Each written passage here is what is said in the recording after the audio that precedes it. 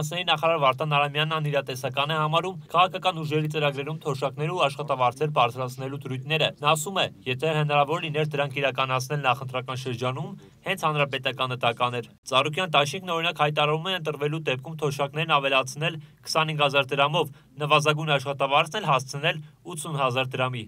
Հայ ազգային կոնգրես ՀԺԿ Տաշինքը խոստանում է մեկ տարվա ընթացքում միջին կենսաթոշակը հասցնել 55,000 դրամի։ Ելք Տաշինքը խոստանում է 20%-ով բարձրացնել բյուջետային հիմնարկների աշխատավարձերն ու թոշակները։ Վարդան Արամյանը մեկնաբանում է նման ծավալներով թոշակներն ու աշխատավարձերը բարձրացնելու հնարավորությունը։ Տարբեր ուժեր տարբեր թվեր են հնչեցնում։ Ակնհայտ է, որ նվազագույն աշխատավարձը երբ որ պետք է բարձրանա, ամբողջ հիերարխիկ բոլոր աշխատավարձերը պետք է ճշգրտվեն։ Հնարավոր չէ, որ այսօր ենթադրենք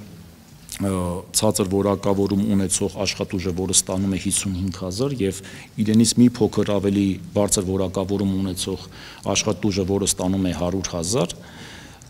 նվազագույն աշխատավարձը բարձրացնենք, երկուսի աշխատավարձերը հավասարվեն, դա հնարավոր չի։ Ավելի բարձր որակավորում ունեցող աշխատուժը բնականաբար կպահանջի ավելի բարձր աշխատավարձ եւ այդպես պետք է ճշգրտվի եւ դա է աշխատուժի տեսությունը փաստում։ Հիմա եթե այս ամբողջ տնտեսագիտական միտքը պրոյեկտում ենք 55,000-ը դարձնում ենք 80,000 կամ դարձնում ենք 100,000, միայն բյուջեի վրա ազդեցությունը այսօրվա դրությամբ ես թիվը հնչեցնեմ 440 մենք բյուջեից աշխատավարձ ենք տալի։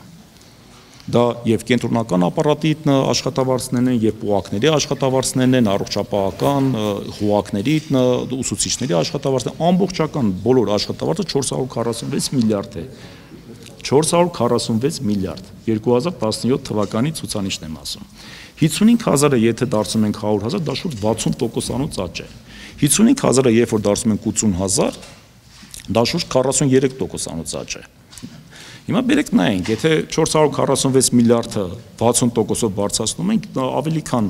350 միլիարդի պահանջ է առաջանում։ Միայն աշխատավարձի մասը, որպեսզի դու adekvat այդ ճշգրտումը կատարես։ 80,000-ի դեպքում դա շուրջ 250 միլիարդի կարգի գումար է անում, որպեսզի դու կարողանաս այդ հիերարխիան պաշտպանես։ Հիմա այս ամեն ինչին եթե զուգակցում ենք նաև իրենց մյուս առաջարկները, օրինակ թոշակների մասով։ Թոշակները այսօր միջին թոշակը մեզ մոտ 40,000 դրամ է։ Հարցեր հնչեն 25,000 դրամով թոշակները բարձրացնենք։ Եկեք նորից էլի մտածենք։ Այսօր մենք թոշակները, որ տալիս ենք 230 միլիարդի կարգի տալիս ենք աշխատանքային այդ թոշակները եւ ուժային սպաների թոշակները շուրջ 30 միլիարդ էլ այդ սպաներին, այսինքն շուրջ 260 միլիարդի թոշակային մեր ամբողջ բեռն է։ 25,000 դրամ բարձրացումը դա ավել է քան 50%-ով ավել բարձրացում է։ Եթե նույնիսկ 50%-ով բարձրացնենք, այսինքն եթե 40,000-ը 20,000-ով բարձրացնենք, չեմ ասում 25,000, դա նշանակում է, որ շուրջ մենք 130-140 միլիարդի կարգի պետք է լրացուցիչ բյուջեում բեռ դնենք։ Ընդ որում, այստեղ ամենակարևորը հարգելի գործընկերներ այն է, որ սա կարևորը մենակ մեկ տարվա բարձրացումը չէ։ Մյուս մնացած տարիներին մենք պետք է դա պահենք։ Այդ դեպքում հարց է առաջանում։ Ենթադրենք մենք ճիգեր գործադրեցինք 360 միլիարդ աշխատավարձ բարձրացրեցինք, ենթադրենք 130-140 միլիարդ մենք թոշակ բարձրացրեցինք շուտ, ավելի քան 500 միլիարդի կարգի մենք բյուջեում նոր ծախս ներկայացրեցինք։ Միջնաժամկետում մենք ինչպես ենք դա կայունացնելու։ Արդյոք հնարավոր է հարկերի միջոցով դա փոխհատուցել։ Եթե մենք հարկերն ենք ավելացնելու, ավելի քան 10%-ից ավել հարկեր հնա մեկ տարվա ընթացքում պետք է բարձրացնենք։ Խնդրում եմ ցույց տվեք ինձ աշխարհում մեկ երկիր, որ մեկ տարվա ընթացքում 10% հարկեր հնա ցուցանիշ է մեծացրել։ Իսկ եթե մենք մտածում ենք, որ դա պարտքի հաշվին ենք մեծացնելու, սա ամենավտանգավոր բանն է, որ ես բազմիցս ասել եմ, որ երբեք չի կարելի դա անել, որովհետև դա անազնիվ քայլ կլինի մեր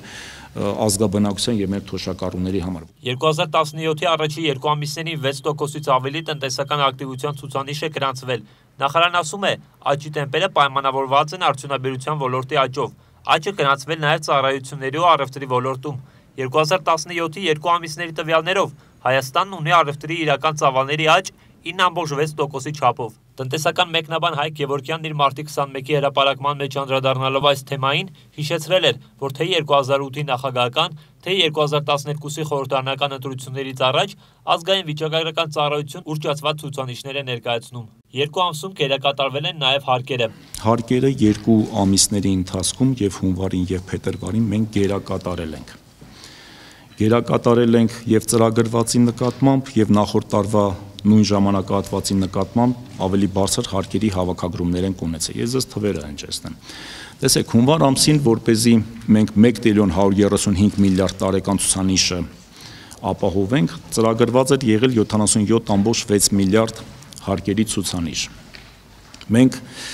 փաստացի ցուցանիշը շուրջ 3 միլիարդով ավել հավաքագրեցինք։ Սա արդեն նախանշում է, որ դրական զարգացումներ կան նաև հարկահավաքման ոլորտում։ Նույն միտումը դրսևորվել է նաև 2017 թվականի փետրվար ամսին։ Մենք ծրագիրը դրել էինք 1.135 տարեկան ցուցանիշին համադրելի մասով դրել էինք 80 միլիարդ, բայց տարին ամփոփեցին փետրվար ամիսը ներողություն ամփոփեցինք 83.6 միլիարդով։ Մարտ ամիսը եւս մենք ունենք առաջանցիկ տեմպեր, ակնկալվում է, որ եթե այսպես գնա հարկերի հավաքագրումը, մենք եւս ծրագրից ավել հավաքագրում կունենանք մարտ ամսին,